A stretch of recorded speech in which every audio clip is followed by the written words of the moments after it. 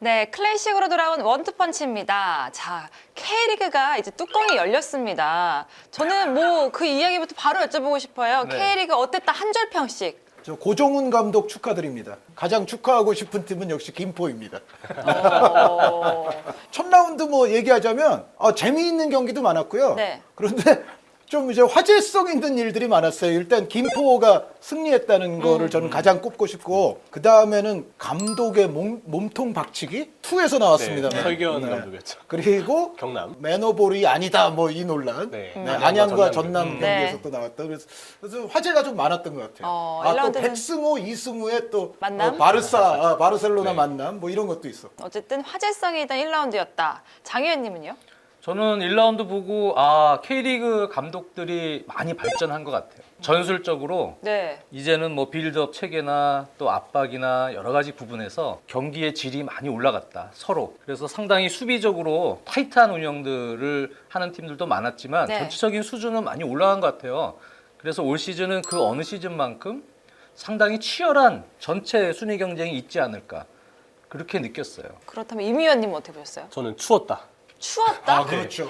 추웠습니다. 중요한 거죠. 그렇죠. 너무 중요합니다. 제가 그 인천 축구 전용 경기장에 인천 수원 경기 보려고 직관에 갔어요. 현장 근데 가셨구나. 제가 이제 차를 작년에 샀거든요. 네. 그리고 제 차를 타고 축구장 간 게 인생 처음이었어요. 오. 주차가 이렇게 힘든 줄 몰랐습니다. 오. 인천 경기장 근처에 주차장에 다 차서요. 다 이게 구단 직원분이 돌려보내고 그래서 인생을 배웠네요. 네, 한 20분인가 30분 경기장 주위를 배회하다가 겨우 주차를 했고요. 그리고 작년에 직관 갈 때 한 팀을 응원하는 친구의 그 시즌권으로 친구가 예매해줘가지고 그걸로 가거나 친구가 따로 그냥 그 매표소에서 사가지고 그때는 그 현장 발권이 됐을 때였거든요. 그래서 티켓 사는 게 현장 발권이 안 된다는 걸 제가 처음 알았어요. 티켓 예매를 안 하고 가서 매표소 앞에서 벌벌 떨면서 매트 하나만 입고 휴대폰을 켜가지고 인천 유나이티드 홈페이지에 가서 전반 한 20분쯤 김건희 선수 퇴장당한 이후에 예매를 시작했습니다. 근데 인천 유나이티드 아이디가 없어가지고 아이디를 했는데 아이디 중복하기는 했는데 서버에 오류가 나가지고 계속 안 되는 거예요. 그래서 티켓 예매하는 업체로 갔는데 거기 제가 아이디 비밀번호를 까먹어서 로그인을 시도했는데 안 됐습니다. 시간을 봤더니 전반 30분이 지났더라고요. 열받아서 그냥 집에 갔습니다. 진짜? 네. 못 들어갔어요? 안된 거예요 결국? 아니 그 기자석한테 가서 이게 나 이명철 몰라, 이명철 이래야지. 저 여러분 네. 사회에서 장지현 의원이 지금 한 말 있잖아요. 이렇게 살면 안 됩니다. 이런 문화 때문에 대한민국에 여러 가지 문제가 발생하는 거예요. 우리나라 사회에서 농담을 진지하게 받아들이는 이런 문화 때문에 우리나라가 유쾌하지 못한 거예요. 어쨌든 이렇게 한 줄 평처럼 얘기를 여쭤봤던 이유는 바로 오늘 주제가 개막전 어떻게 봤는지에 대해서 좀 얘기를 나눠볼까 합니다. 지금 첫 번째 여쭤봤던 거는 그냥 전체적인 얘기를 했었고 각 팀별로 뚜껑 열어봤더니 어떤 팀이었는지 한번 짚어보려고 하는데 우리 하나하나씩 이제 팀을 짚어볼 거거든요. 세 분이어서 딱 정확하게 나눴어요. 네, 저희 이제 원투펀치 지난 편을 보시면 프리뷰 성격으로 팀을 나눠서 이제 네. 네 팀씩 이야기를 했어요. 그러니까 그거에 어떻게 보면 이제 애프터 서비스가 되는 거죠. 이제 실제 1라운드를 치렀는데 과연 이제 그 팀들이 또 어떻게 됐나. 네. 그거를 오늘 이제 보는 거죠. 자, 전북과 수원FC가 첫 번째 경기였기 때문에 그 경기부터 한번 얘기를 해보도록 할게요. 경기를 얘기하는 게 아니라 이제 팀을 얘기할 거거든요. 어쨌든 결과는 1대 0이었는데 전북부터 얘기를 해보겠습니다. 네. 송민규 선수가 어쨌든 골을 넣었어요. 그렇죠. 그게 결승골이 돼서 이제 1대 0으로 전북이 이제 승리를 했는데 수원FC 상대로 무승이 그동안 길었습니다. 김상식 감독 부임하고 지난 시즌 2무 2패 열세였는데 일단 개막전부터 가장 껄끄러웠던 상대에게 승리했다는 점은 전북 입장에선 고무적인 일이라고 생각을 하고요. 라인업을 통해서 올 시즌 이제 좀 우려를 했었던 포지션의 변화들이 좀 눈에 띄었습니다. 일단 김민혁 선수가 나가고 센터백에 대한 뚜렷한 보강이 없었기 때문에 홍정호 선수의 파트너로 누가 나올 것인지가 궁금했는데 일단 예상대로 구자룡 선수가 나왔어요. 근데 만약 구자룡 선수가 조금 불안한 모습을 보이거나 추후 부상 등의 어떤 이슈가 발생한다면 아마 이 자리는 또 다른 센터백, 뭐 당장은 최보경 선수도 있고 아니면 수비형 미드필더 자리에 한 명을 내려서 박진섭 선수를 센터백으로 쓴다든지 변칙적인 운영을 좀 예상해 볼 수는 있는 것 같은데 전북의 경우는 어쨌든 개막전 라인업은 일단 구자룡과 홍정호가 나왔습니다. 역시 예상대로 혹은 기대대로 홍정호 선수는 리그 베스트급 수비력을 첫 경기부터 보여줬다고 생각해요. 좋은 커팅 능력 그리고 잘해요. 결정적인 수비 상황까지 홍정호 선수가 만들어내면서 전북 홈팬들에게 아주 든든함을 안기지 않았을까 싶고요. 걱정이 되는 부분이 하나 있습니다. 중앙 미드필더 조합을 유재문을 수비형 미드필더로 두고 백승호 선수와 쿠니모토 선수가 이제 3명의 미드필더를 구축하는 형태로 선발로 나왔습니다. 근데 지난 시즌에도 수비형 미드필더에서는 유재문 선수가 부진했기 때문에 결국 백승호 선수를 수비형 미드필더로 내렸어야 했고 그러면서 중원의 어떤 운영 자체가 유재문 선수를 원래 주전으로 생각했던 것과 다르게 약간은 리듬이 깨졌다. 네. 혹은 변수가 생겼다고 볼 수가 있는데 유재문 선수가 올 시즌은 살아났어야 했지만 이번 경기도 별로였습니다. 이번 경기에서도 유재문 선수가 패스 미스가 좀 많았고 볼을 뺏기는 일이 잦다 보니까 결국 전반전 마치고 하프타임 중에 교체아웃이 될 수밖에 없었는데요. 우리 후반전에는 백승호 선수가 수비형 미드필더로 나와서 조금 더 안정적인 모습을 보여줬고 추후 이제 박진섭 선수가 얼마나 적응할지에 따라서 수비형 미드필더 자리의 경쟁 판도가 새롭게 바뀔 것 같아요. 유재문 선수가 일단 초반에는 그래도 기회를 받을 가능성이 있는데 지난 시즌보다 극적인 반전을 이루지 못한다면 이번 수원FC전 막판에 들어왔던 박진섭 선수가 기회를 받을 수 있는 가능성이 생길 수 있다. 그래서 이 자리의 경쟁 판도는 지켜봐야 되겠고 역시 백승호 선수가 이 자리에 나와서 또 굉장히 잘해줬습니다. 백승호 선수는 어느 자리든 전북에서는 역시 쓰임새가 강한 선수라는 것을 확인했다고 생각하고요. 그리고 후반에는 문선민 선수의 투입이 역시 주요했어요. 저는 이 경기에서 이길 수 있었던 이유는 역시 컨디션이 좋은 문선민 선수의 투입이 결정적인 역할을 했다고 생각하는데요. 전북의 측면 쪽으로 이 공격형 미드필더 4-3-2를 기준으로 했을 때 좌우 공격형 미드필더와 좌우 중앙 미드필더 또 올라가는 풀백들이 트라이앵글을 그리는 형태로 이제 빌드업 전형을 펼칠 때가 많았고 선수들의 자율성을 김상식 감독은 좀 중요시한다는 느낌을 받았습니다. 근데 이게 아직까지 선수들의 그 너무 추운 날씨의 여파일 수도 있고 아니면 잔디 상태의 여파일 수도 있을 것 같은데 전북 선수들이 경기력 자체가 조금 어수선했다는 생각은 네. 들어요. 경기 내내 조금 삐그덕됨이 있거나 잔실수가 있었고 다행히 이런 분위기 속에서 문선민 선수가 교체 투입된 이후에 움직임을 다양하게 가져가고 역동적인 모습을 보이면서 드리블을 바탕으로 수원FC 선수들을 파괴했죠. 수원FC가 다이아몬드 사사를 쓰면서 전북의 측면을 잘 틀어막았는데 상대 숫자의 별개로 그냥 문선민의 개인 돌파로 한쪽 측면을 뚫었고 그러면서 반대편에 있는 송민규 선수한테 기회가 열렸던 상황이었다. 그래서 이 경기의 승리 자체는 송민규 선수 그리고 문선민 선수의 교체 투입이 역시 결정적이었다고 생각을 하고요. 앞서 말씀드렸던 중원과 센터백 자리는 그리고 앞으로 전반적인 경기력이 조금 더 향상될 필요가 있다. 근데 첫 경기이기 때문에 아직 경기 감각과 같은 부분에 대한 변수가 일정 부분 작용한 것 같다라고 얘기는 하고 있습니다. 전북이 아직 부상 선수들이 다 돌아오지 않았기 때문에 네. 그런 부분 좀 주요하게 봐야 될 것 같고요. 그렇죠. 계속해서 좀 지켜봐야 된다라는 얘기를 해주셨어요. 그렇다면 수원FC 같은 경우에는 전체적으로 1라운드 전력 좀 어떻게 보셨어요? 수원FC의 경우는 다이아몬드 사사이를 쓰면서 이번 경기 출전을 했는데 일단 역시 이적생 얘기를 먼저 해야 됩니다. 니슬라 선수 핀란드 대표팀의 그 네이션스 리그나 아니면 유로 예선 경기들을 중계할 때 많이 뛰고 킥 좋은 선수로 저는 좀 기억을 하고 있었어요. 네. 근데 한국에 와서는 워낙 대륙이 이제 달라지기 때문에 혹시 적응이 좀 무디거나 아니면 이 선수가 조금 플레이 스타일이 살아나지 않을 수 있지 않을까? 일단 변수는 좀 가지고 와서 봤거든요. 근데 너무 잘했습니다. 니실라 선수는 이영재 선수의 자리를 대신해야 되는데 오히려 중원에서는 니실라라는 선수 자체의 존재감이 조금 더 돋보였던 경기였다고 생각을 하고요. 결정적으로 박주호, 니실라가 중원을 튼튼히 이끌어준다면 앞으로도 김도균 감독의 수원FC는 빌드업 과정에서 미드필더의 비중을 높게 봐도 괜찮을 것 같아요. 박주호와 니실라가 조율과 배급까지 노련하게 해주는 모습들을 볼 수 있었고요.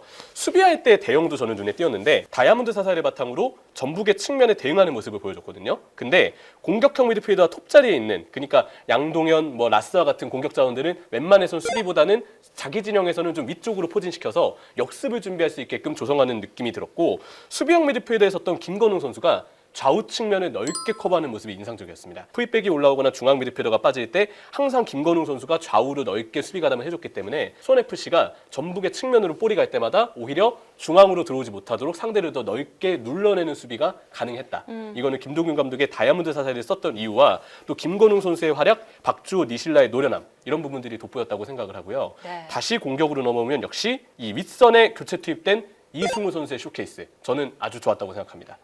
이승우 선수가 그래도 좋은 드리블 기술을 바탕으로 모처럼 이승우 선수의 실전 경기를 보고 싶어 했던 팬분들에게 내가 K리그에 돌아왔다라는 강한 인상을 남긴 것 같아요. 그래서 추후 이승우 선수가 경기 감각을 빠르게 회복한다면 출전 시간이 늘어날 것도 계속 기대해 볼 수 있을 것 같고 수원FC의 앞으로의 과제는 라스 선수가 이번 개막전 경기는 별로 좋지 못했습니다. 다시 벨트위크가 돼서 돌아왔는데 이젠 라스로 다시 돌아와서 2라운드부터 라스가 다시 출전할 수 있었으면 좋겠고요.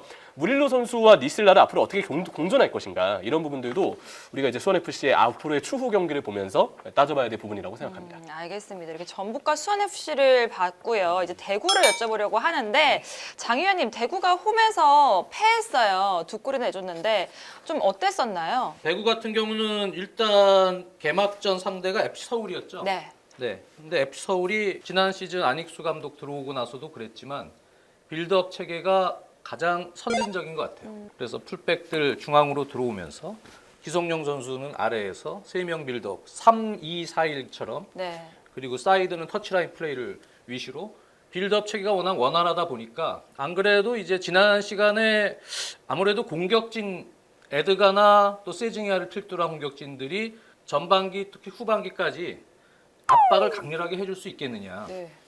그러한 부분에서 약간 나이들이 많기 때문에 체력적인 부분도 염려가 됐지만 개막전은 그래도 열심히 압박을 하는 모양새는 있었어요. 소유권이 좀 불안하거나 백패스가 될 때. 하지만 서울이 그것을 워낙 잘 풀고 나왔기 때문에 저는 이 경기는 사실은 생각보다 서울의 경기력에 좀 많이 놀랐습니다. 네. 네, 서울 팀이 상당히 좋다. 빌드업 체계가 일단 안정돼 있다는 거는 상대 파이널 서드까지 갈 수 있는 확률이 다른 팀보다는 상당히 많고 그리고 안정적으로 공격 기회를 계속 창출할 수 있기 때문에 그렇기 때문에 대구가 가마 감독 스타일은 아무래도 이전 이병근 감독보다는 조금 더 타이트하게 압박도 좀 하고 네.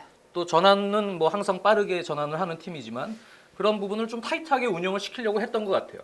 하지만 그것이 가마 감독 생각대로 잘 되지 않고 서울이 그것을 잘 탈압박을 통해서 빌드업을 원활하게 하다 보니까 사실 대구가 원하는 축구를 했다고는 볼 수 없겠고요. 하지만 대구 역시 좌우 윙백들 지난 시간에 말씀드렸지만 홍철과 이태희가 가세를 했는데 이태희 선수는 이날 선발은 나오질 않았어요. 네. 대신에 황재원 선수죠. 네, 어린 선수가 이제 오른쪽 윙백으로 대신 나왔지만 전체적으로 확실히 홍철 선수는 노련하고 클래스가 있다는 것을 보여줬죠.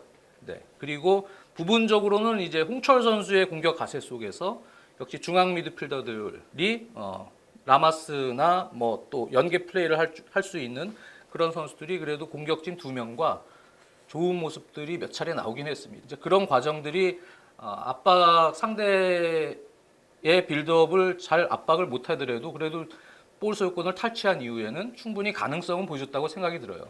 하지만 전체적으로는 풀 시즌을 치르기에는 역시 대구가 약간의 좀 리스크는 안고 게임을 운영을 해야 되지 않느냐 그런 생각은 들었습니다. 네, 확실하게 저번에 오범석 해설위원하고 얘기를 했을 때도 대구가 원래는 본인의 스타일보다 이제 가마 감독이 오면서 전혀 다른 스타일로 바꾸고 있기 때문에 조금 시간이 걸릴 것이다라고 얘기를 했었는데 그런 부분을 조금 더 기다리고 지켜봐야 되지 않을까라는 생각이 드네요. 네, 그러면은 장 의원님이 서울 얘기 좀 많이 해주셨으니까 임 의원님이 거기서 조금만 더 네. 더해서 얘기를 해주세요. 뭐 너무 좋았다 이런 얘기가 많았거든요. 특히나 그렇죠. 전문가들도 서울이 뚜껑을 열어보면은 훨씬 좋을 것이다라는 얘기도 많았어요. 결국 증명을 했고요. 이번 라운드 건바이 팀이 잘했습니다. 음. 포항도 그렇고 서울도 마찬가지인데 서울에 저는 이 주전 백포 선수들을 다시 한번 얘기해야 된다고 생각해요. 윤종규, 이한범, 오스마르, 이태석. 저는 요즘에 볼 때마다 이한범 선수 플레이를 보면 놀랍습니다. 이번에 에드가 선수를 대인 수비할 때마다 특유의 그 경합 능력, 태클 능력, 후방 빌드업을 할 때도 원래 서울의 전반기나 중반기 주전이었던 김원균, 황현수 선수가 결국 이렇게 이한범, 오스마르 조합으로 바뀐 이유는 빌드업의 차이가 저는 크다고 생각하거든요. 근데 이한범 선수가 이 빌드업에서도 아주 좋은 모습을 보여줬다.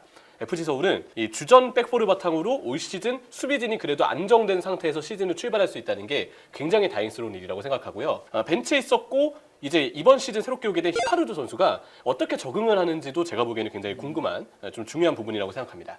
서울의 경우는 역시 수비 시에 안익수 감독의 전술도 눈에 띄었는데 라인 컨트롤을 바탕으로 측면 뒷공간에 대한 오프사이드 트랩을 확실하게 형성을 해서 대구 선수들의 역습을 막아내는 모습이 있었고 네. 또 기성용 선수가 내려와서 상대가 롱킥으로 이었을 때는 5백으로 전환해서 수비하는 모습들도 눈에 띄었거든요. 그래서 그러한 부분들이 역시 서울의 수비 밸런스에 있어서는 좋은 모습을 보여주지 않았나.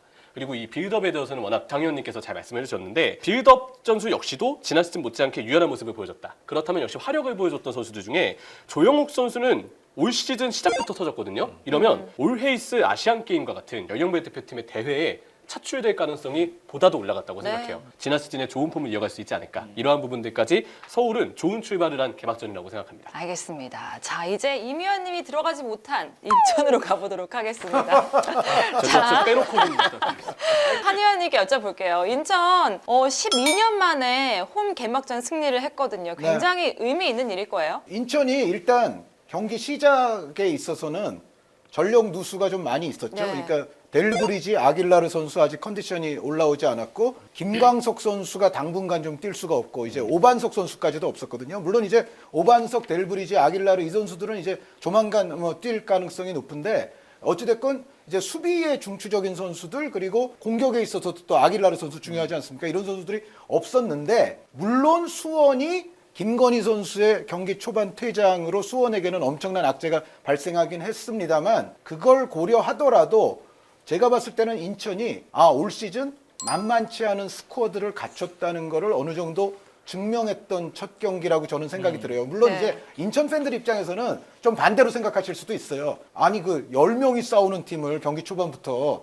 뭐 간신히 마지막에 한 골 넣고 이기면 되겠어? 좀 더 여유 있게 이겼어야지 라고 생각하실 수는 있는데 저는 오히려 그래도 긍정적인 면을 좀 더 많이 보고 싶거든요. 네. 왜 그러냐면은 일단 그 수비수들이 좀 많이 빠지다 보니까 처음에 들어간 수비수가 강민수 선수 그리고 원래 측면 수비가 더 전문인 김동민 선수 여기에 원래 더 미드필더가 전문인 이강현 선수가 들어가서 쓰리백을 구축을 했는데 여기에 강민수 선수까지 또 경기 초반에 불의의 부상으로 인해서 강민수 선수가 나갔어요. 그러면서 측면 수비인 김준엽 선수가 또 들어와서 이제 쓰리백이 됐어요. 그래서 김동민, 이강현, 김준엽 이렇게 쓰리백이 됐거든요. 그러면은 여기 지금 정통 센터백은 아무도 없는 건데 그렇죠.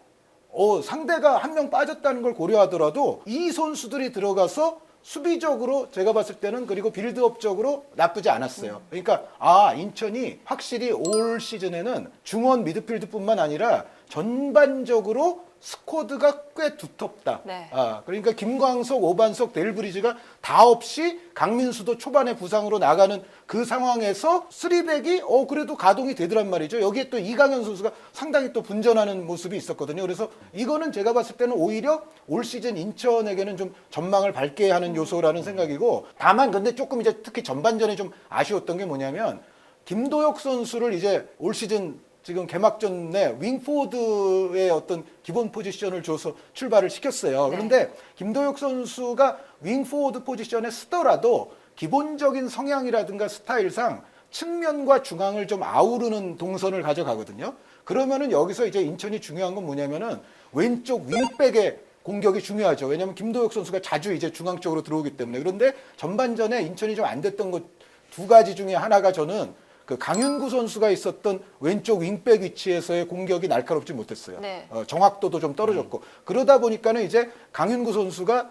전반전까지 뛰고 이제 교체가 되거든요. 근데 이 부분도 전반전의 수적 우위를 조금 살리지 못한 원인 중에 하나고 그리고 전반전의 수적 우위를 또 살리지 못하는 데 있어서는 전체적으로 상대 이제 수원은 당연히 좀 내려서서 좁은 간격으로 이제 콤팩트하게 쓸 수밖에 없었는데 수원의 수비 라인과 미드필드 라인 사이를 교란하는 움직임, 좀 더 전진적이고 좀 더 침투적인 움직임을 펼쳐주는 미드필더가 약간 부족했어요. 그러니까 여름 선수가 아주 올라운드 활약을 해주고 또 이명주 선수가 후방 빌드업부터 나중에는 뭐 공격, 중앙, 좌우 측면 할 것 없이 이명주 선수의 클래스를 보여주기는 했었는데 전체적으로 봤을 땐 그래요. 그런데 전반전에는 사실은 수원의 라인과 라인 사이를 좀 교란하는 뭔가 침투를 좀 활발하게 해주는 그런 움직임이 약간 또 부족했던 면이 있었거든요. 그것이 이제 전반전에 수적 우위를 좀 확실히 살리지 못하는 저는 두 가지 원인이었다고 생각을 하는데 그럼에도 좀 전에 말씀드렸던 대로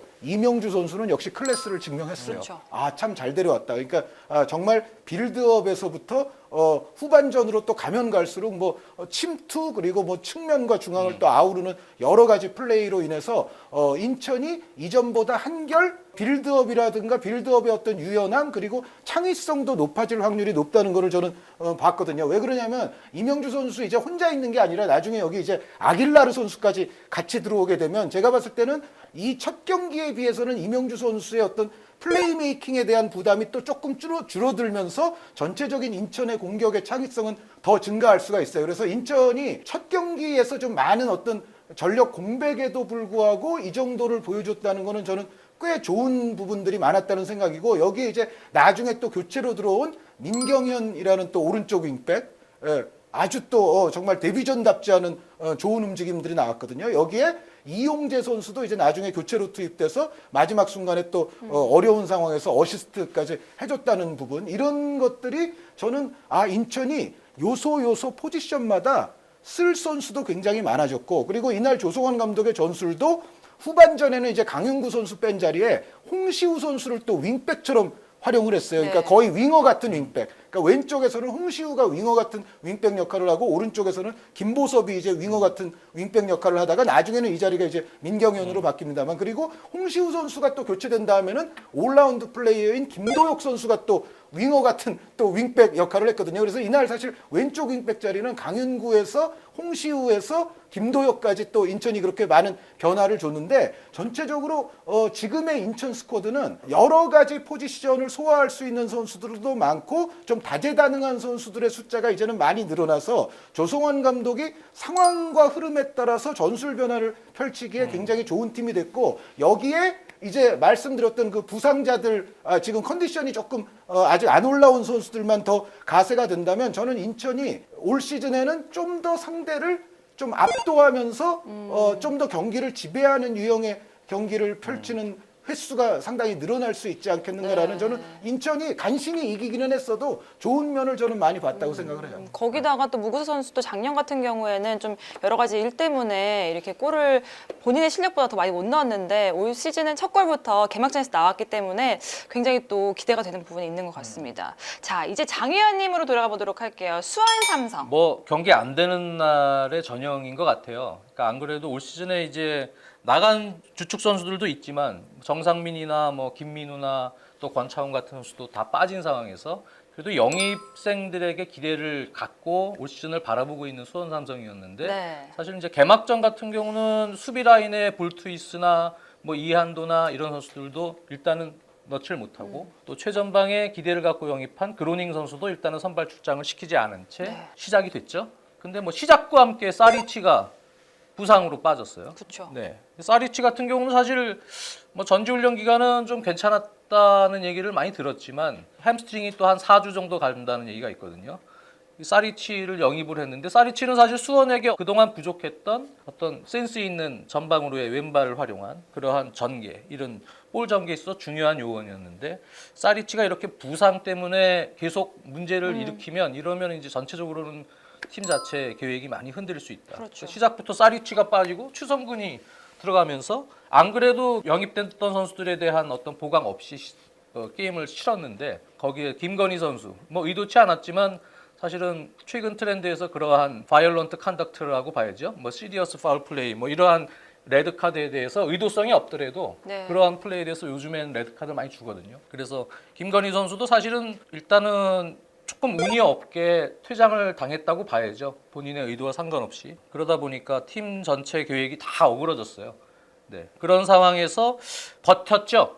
버티는 부분으로 갔기 때문에 사실 올 시즌에 박건하 감독이 어떤 식의 플랜을 가지고 경기를 해야 될지는 사실은 좀 지켜봐야 될 것 같습니다. 네. 근데 제대로 된 전력이 다 들어가서 이제 게임 운영하는 것을 봐야 될 것 같지만 어찌됐든 첫 경기에서 진 것은 역시 상당히 좋지 않은 시작이고 그나마 조금 수학이었다면 정승원 선수가 과연 어느 정도 폼이냐.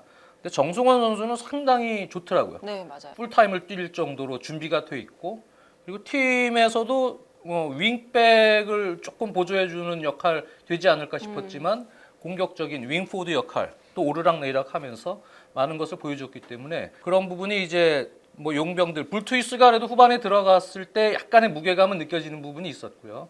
거기에 뭐 이한도나 또는 뭐 이제 출전하지 않은 뭐 다른 선수들 새로 들어온 유승우나 뭐 이런 선수들이 새로 가세하면서 그리고 김건희 선수는 이날 짧은 시간이지만 퇴장당하기 전까지 폼이 상당히 좋았어요. 그렇기 때문에 이 선수가 이제 다시 복귀를 해서 들어가면 수원 삼성도 이제 가능성은 뭐 충분히 확인해 볼 기회가 있을 것 같다라는 생각이 들었지만 역시 올 시즌은 한현님도 말씀해 주셨지만 인천도 확실히 좋아졌더라고요. 네. 네, 그러니까 올 시즌은 강등권이 누가 될지, 예상을 할 중위권이 수 누가 없어요. 될지, 지금 1라운드만 봐서는 빡빡한 것 같습니다. 네, 그러면 이제 제주와 포항 경기를 또 가볼 텐데 여기서 가장 1라운드 개막전에서 가장 많은 골이 나왔던 경기거든요. 근데 이게 사실 제주가 다크호스로 굉장히 높게 올라갈 것이라고 했는데 뚜껑을 열어보니까 3골을 내준 거예요. 이게 대체 어떻게 된 걸까요? 일단 이 한 줄은 먼저 얘기하겠습니다. 네.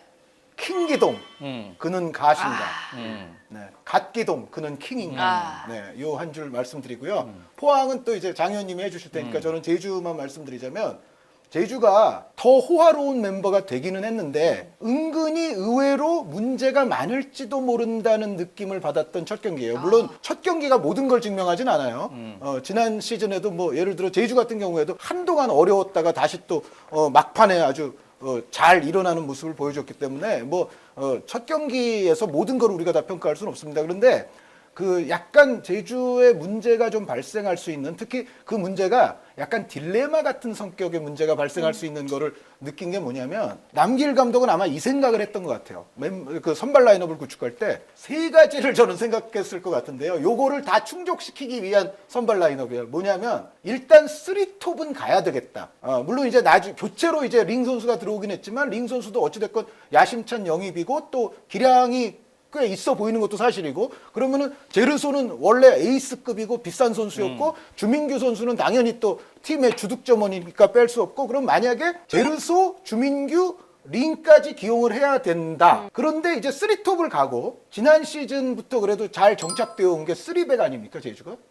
3백도 가야 되겠다. 네. 그리고 이제 마지막 세 번째가 뭐냐면, 영입한 선수들 중에 이제 누구 벤치로 보내면 좀 아까우니까 영입한 선수도 특히 이제 많은 주목을 받은 그 비싼 영입들, 값 나가는 영입들은 다 써야 되겠다. 이 세 가지를 다 충족시키다 보니 결국은 최용준 센터백이 나와요.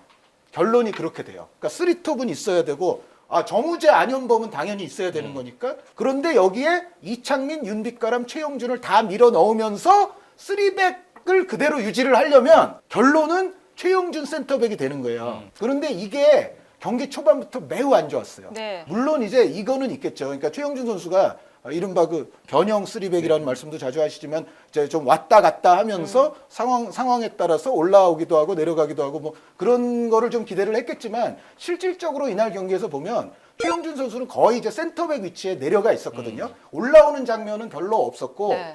여기서 이제 포항이 특히 윤빛가람과 이창민 선수에게는 볼 받기 쉽지 않게끔 주변에 마크를 대부분의 시간 동안 붙였어요.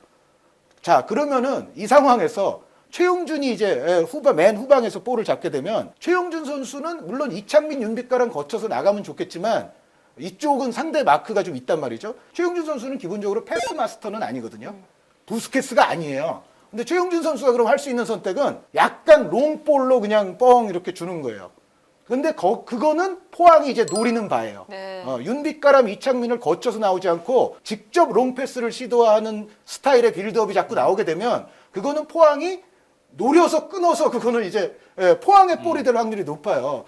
그 전반전에 계속 이제 그런 상황이 좀 반복이 됐어요. 그런데 제가 아까 말씀드린 거 세 가지 있잖아요. 3톱 쓰면서 3백 쓰면서 영입한 선수도 웬만하면 다 쓰면서 그 세 가지 조건을 만족을 시키려면 최용준 센터백을 써야 되는 결론인데, 제가 봤을 때는 이거는 좋지 않아 보여요. 이 상황이 되다 보면 또 하나 이제 문제는, 중원에서는 기본적으로 이창민, 윤빛가람 선수가 수적 열세 상황에 빠지기가 아주 쉬워요. 포항이 기본적으로 뭐 4-4-2 같은 그 라인을 쓰지만 한 명은 초진 스트라이커 공격형 미드필더처럼 내려오면서 또 중원 싸움의 가세가 되거든요. 그러면은 이창민, 윤빛가람이 아무리 능력이 좋아도 아래쪽으로부터의 빌드업도 원활치가 않은데, 어쩌다가 볼이 오더라도 포항 선수들이 빠르게 둘러싸 버리면은 이창민, 윤빛가람도 별 역할을 못 해요. 그러니까 과연 이 문제를 어떻게 해결할 것이냐. 물론 이제 중앙 미드필더를 3명을 놓을 수 있어요. 네. 그러면 누가 희생해야 되느냐?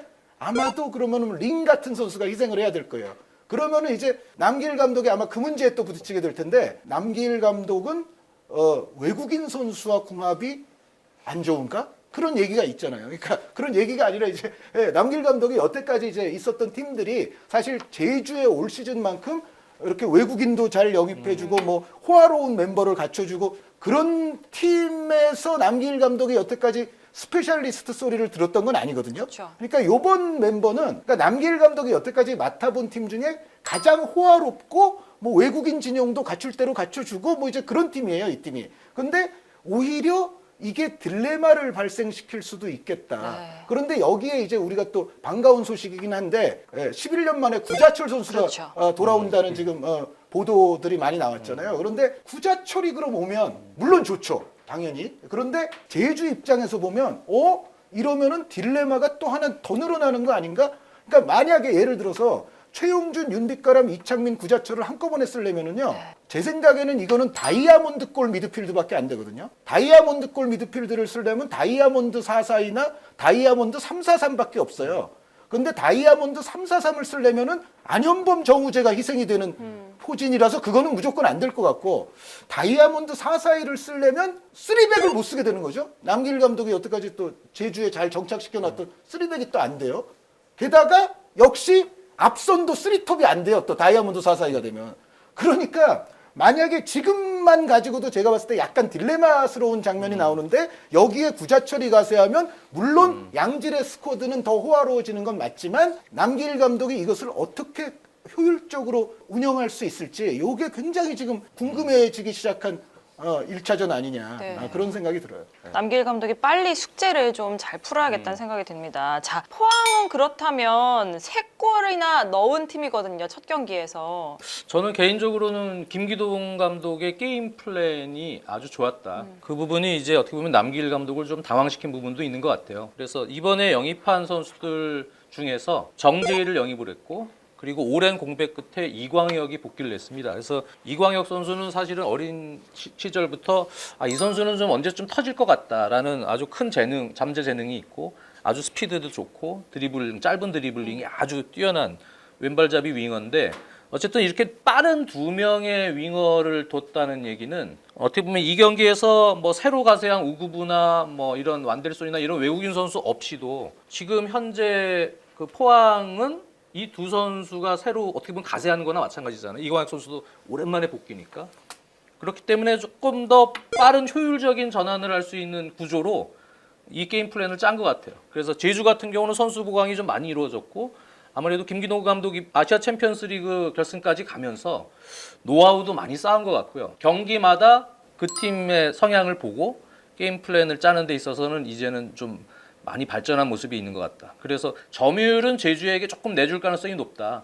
그래서 이 경기를 보면 앞선에서는 지어는 행위를 하기 위한 정도의 압박은 하지만 하프라인 아래로 내려와서는 촘촘한 간격하에서 내려섰거든요. 네. 내려서서 수비를 하다 보니까 우리나라 K리그 사실 강팀들도 그런 식으로 내려선 팀들을 상대로 빠른 전환이 되질 못한 상황에서의 그냥 지공은 사실 골을 넣기가 쉽지가 않죠. 네네. 네, 그런 상황에서 내려서서 빠르게 촘촘한 수비 진영을 갖추고 거기서 수비 블록을 쌓다 보니까 제주가 어떻게 풀 수 있는 방법이 없었고, 한 의원님 말대로 차라리 그럴 때는 남길 감독이 빠르게 최영준 같은 선수를 그냥 위로 올려서 뒤에 잉여 숫자들을 최대한 줄여서 공격을 풀던지, 아니면은 임기응변 형식으로 요즘에 센터백 오버랩을 하듯이 그쪽으로 약간의 좀 변칙적인 어떤 하프스페이스 공략이나 이런 것들이 좀 필요했는데, 그러한 어떤 지공 상황의 부분 전술이 좀 부족하다 보니까 어떻게 보면 포항의 그런 밀집 수비에 막히고, 오히려 포항은 앞선에서의 지연행위에서 끊어버리면 바로 빠른 타이밍에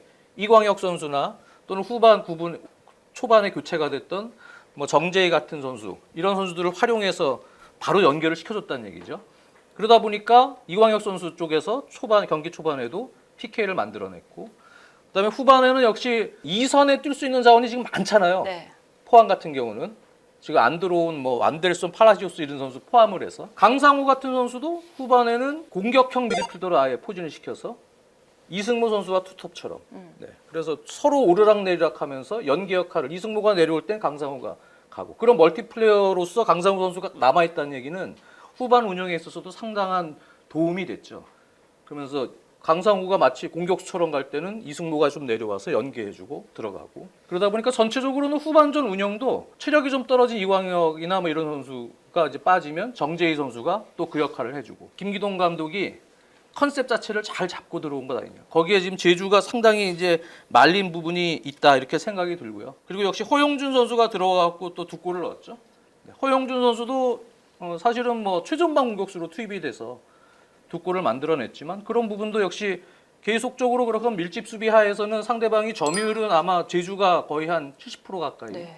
잡고 경기 운영이 됐는데, 그런 상황에서 결국은 공격 전환, 역습 전환에서 찬스를 또 잡았다는 얘기예요, 포항은. 그래서 앞으로 이제 김기동 감독의 운영은 다른 외국인 선수까지도 가세가 되겠지만, 상황에 따라서 이렇게 유연하게 게임 플랜을 좀 잘 바꿔서 승리를 따낼 수 있는 경기들이 많아질 수 있다는 가능성을 보여줬기 때문에 올 시즌에 이제 선수단을 잘 유연하게 돌리면서 그런 부분을 잘 지켜야 될 것 같고 그리고 허리에 이제 뭐 신진호나 신광훈 같은 아주 노련한 선수들이 빌드업 시에도 지공을 하더라도 풀백들을 올리더라도 신광훈 같은 선수는 원래 뭐 강원에서도 그렇고 약간 변형 3백의 오른쪽 센터백처럼도 막 뛰고 그랬잖아요. 신광훈 선수가 석점 내려오면서 최근에는 기본적으로 3명의 뒤에 최후방 1차 빌드업은 다 기본이 되는 것 같아요. 그런 식으로 도와주고 또 올라가고 앞에선 신진호 선수가 플레이메이커 역할을 맡고 이러한 밸런스도 상당히 좋은 것 같아요. 전체적으로는 포항이 여러 유형의 선수들이 2선에서 좋은 모습을 보여줄 가능성을 이 경기에서 나타냈지만 앞으로도 김기동 감독은 충분히 네. 기대해 볼 수 있는 그런 상황 아닌가. 결국 포항은 올 시즌 열세는 결국에 갓기동이고요. 그리고 이제부터 시작되는 6연전 원정길이 어떻게 풀릴지에 따라서 초반 기세를 잡을 수 있지 않을까 이런 생각을 해봅니다. 자, 강원으로 가보겠습니다. 최용수 감독의 올 시즌 첫 경기 승리를 가져갔는데 처음에 외국인 선수 없이 또 국내 선수로만 선발을 가져갔더라고요. 네. 디노 선수는 이제 후반에 투입을 시키겠다고 공언을 했었고요. 짧은 시간이지만 최용수 감독에게 저는 박수를 보내고 싶어요. 팀을 정말 잘 만들어놨다. 네. 이런 게 소유권을 잃었을 때 바로 선수들이 수비 라인부터 아주 타이트한 간격하에서 팀 단위의 압박을 순간적으로 가져가는 이런 타이밍. 그리고 역시 지연 행위를 하기 위한 타이밍.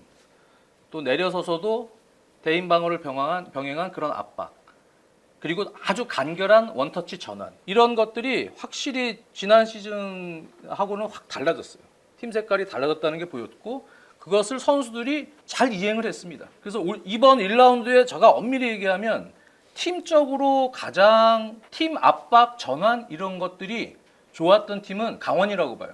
그래서 저는 그런 부분 좋고 그리고 멘탈적인 부분까지도 후반에는 사실 바람이 반대 방향 역바람이 계속 불어갖고 강원이 공격을 못했어요. 공이 안 나가요.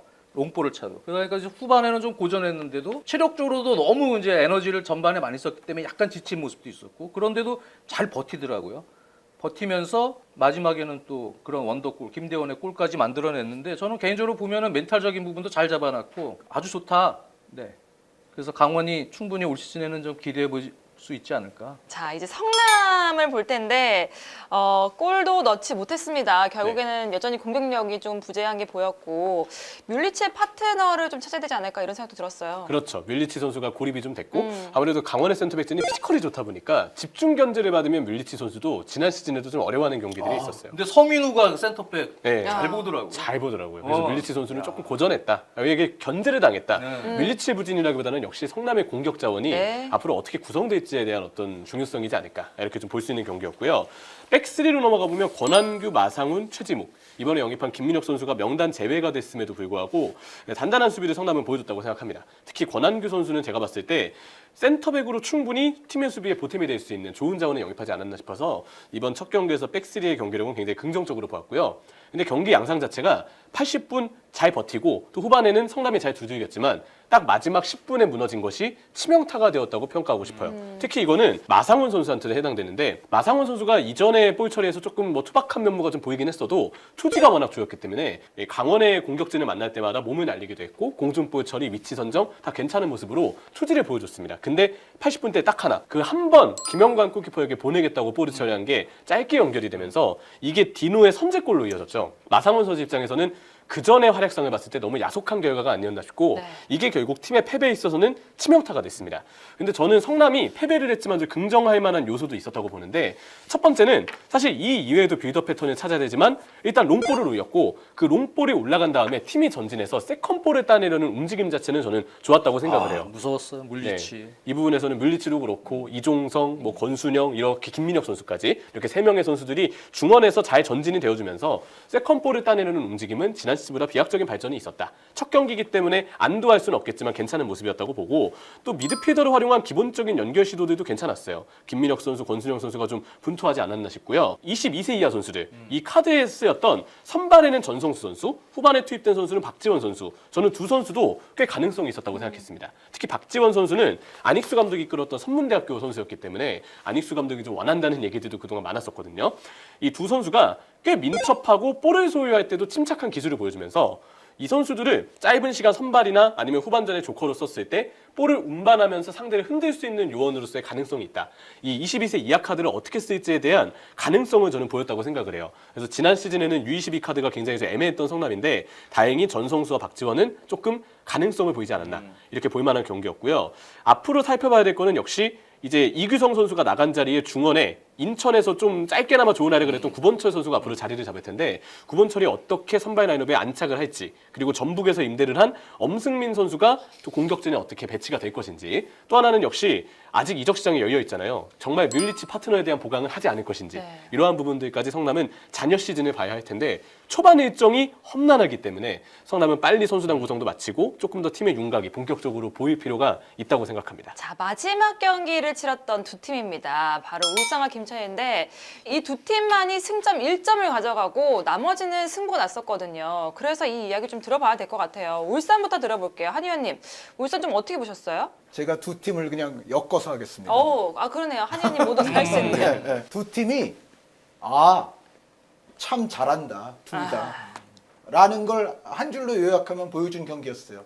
이 두 팀이니까 어떻게 보면 비겼네? 그런 느낌이 약간 들었어요. 왜 그러냐면 울산에 관해서는 뭐 기사, 보도, 분석도 많이 나왔습니다만 맨체스터 시티 같았어요. 그러니까 올 시즌 맨체스터 시티가 정말 전 선수의 가짜 구본화를 만들어야 할 정도로 그런데 또 좋은 시즌을 보내고 있잖아요. 그렇죠. 그런 것처럼 지금 울산은 물론 이제 레오나르도 선수가 입국을 해서 이제 자가격리 끝나고 이제 팀 합류해서 이제 몸이 좀 올라오면 아마 레오나르도 선수가 톱 자리에 가세가 될 겁니다. 그런데 뭐 레오나르도 선수가 본격적으로 가세가 되기 전까지는 일단 뭐 이런 형태로 뛸 수밖에 없거든요. 박구 선수가 아무래도 좀 최전방 역할을 맡게 되는데 근데 역시 이청용 선수의 아주 센스 넘치는 플레이 그리고 박구 선수도 볼을 좀 끌기는 하지만 정말 드리블 실력이 대단하지 않습니까? 전체적으로 울산은 정말 축신들이 많다. 축구 잘하는 선수들이 많다는 것을 틀림없이 보여줬고 다만 여러 언론에서 지적했듯이 현재로서는 마무리 지어줄 만한 선수가 좀 없는 거 그거 하나가 좀 단점인데 근데 울산 팬들을 또 즐겁게 한 요소들도 그럼에도 불구하고 저는 있다고 생각을 하는데 경기력 자체도 아주 훌륭했을 뿐만 아니라 이규성과 아마노준 선수가 마치 이니에스타가 두 명 있는 것 같은 플레이가 나왔어요. 정말 이건 농담 아니고.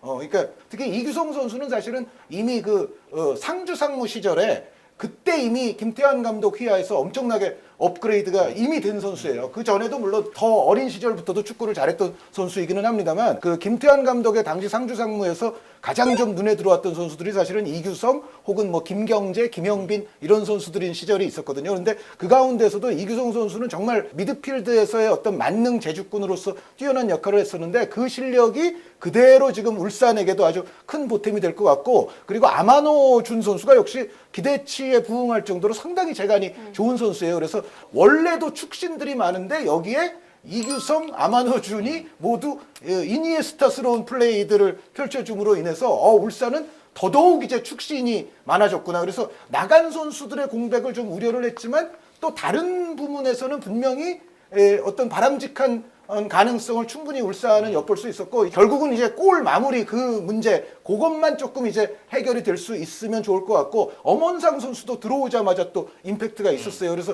이런 부분들은 울산 팬들도 무승부는 했지만 여전히 그래도 좋게 볼 요소들이 있지 않나라는 생각이고 김천은 이 경기는 정말 그러니까 정승현 선수 이제 부상으로 나가고 그때까지 잘하고 있었는데 그 박지수 선수가 또 들어오고 또 하창래 선수가 이제 결국은 퇴장을 당했잖아요. 그래서 하창래 선수 퇴장 이후에는 꽤 긴 시간을 버틸 수밖에 없었던 상황인데 제가 느끼기에는 김천이니까 버텼다. 아무리 울산에 톱 자원이 없더라도 울산 원정에서 한 명 퇴장당하고 나서 꽤 긴 시간을 이렇게 잘 버틸 수 있는 팀이 있을까? 저는 이게 김천이니까 됐다고 생각해요. 그러니까 정승현 선수 나간 이후에도 박지수 선수가 상당히 투지 넘치는 플레이를 보여줬고 또 김천은 역시 멀티플레이어가 많다. 그러니까 권혁규 같은 선수가 나중에 이제 센터백을 봤는데 미드필드 뭐 그 위쪽에서도 뛸 수 있지만은 이런 상황에서는 또 장신의 수비수 역할도 해줄 수 있다는 것이 이런 권혁규 선수라든가 전체적인 김천 선수들의 어떤 멀티 능력을 보여준 대목이고 그리고 고승범이라든가 권창훈, 뭐 이영재 이런 선수들이 기량이 뛰어나기 때문에 한 명이 딸리면 사실은 거기서 이제 상대가 계속 몰아치는데 거기서 걷어낸 볼이 김천 선수 발 앞에 가더라도 이 소유권을 사실은 앞쪽에 동료가 여의치 않은 상황에서 계속 유지하기가 어렵거든요. 그런데 그런 상황에서도 김천은 고승범 같은 선수들이 키핑력을 상당히 발휘를 해주면서 밀리기는 하지만 그래도 최대한 자신들이 볼을 가졌을 때는 어느 정도 안정적으로 그 볼을 연결을 시키거나 혹은 바깥으로 확실히 좀 멀리 걷어낼 수 있는 그런 플레이가 김천이니까 저는 나왔다고 생각을 하거든요. 울산이 그렇게 계속 몰아치고 이쪽은 한 명이 부족한데도 김천 선수들의 평균 기량이 그것을 버텨냈고, 그리고 아까 말씀드렸던 수비수들의 분전에다가 플러스 구성윤 선수의 또 강력한 방어. 그러니까 마지막에 또 터지는 슈팅은 또 구성윤 선수가 또 다 막아요. 그러니까 저는 이 김천의 울산 원정에서 퇴장당한 상황에서의 그리고 또 정승현 선수도 부상으로 나간 상황에서의 이 무승부는 오히려 김천의 역량을 그대로 증명했던 경기였다. 다만 이제 울산이 톱 없는 것처럼 김천도 약간 아쉬웠던 게 바로 지난번에 말씀드렸던 드리블이라든가 좀 빠른 침투에 능한 전문 윙 자원은 조금 부족하다는 거. 네네. 만약에 김천이 그런 유형의 선수들이 있었으면 고승범의 키핑에 이은 한 방의 패스, 좀 더 날카로운 뒷공간 역습 이런 상황까지도 김천이 할 수 있었을 텐데 그런 부분은 약간 김천이 극도로 이제 실리적인 축구를 구사할 때는 조금 마이너스로 작용하지 않나 이런 아쉬움은 있었어도 전체적으로 저는 비겼지만 울산도 역시 뛰어난 경기력 그리고 앞으로의 또 가능성을 보여줬고 김천도 이런 울산을 상대로 이 상황에서 비길 수 있다는 것을 보여준 정말 손가락에 꼽힐 만한 팀이 아닌가라는, 그러니까 둘 다 잘해서 저는 비겼다고 생각해요.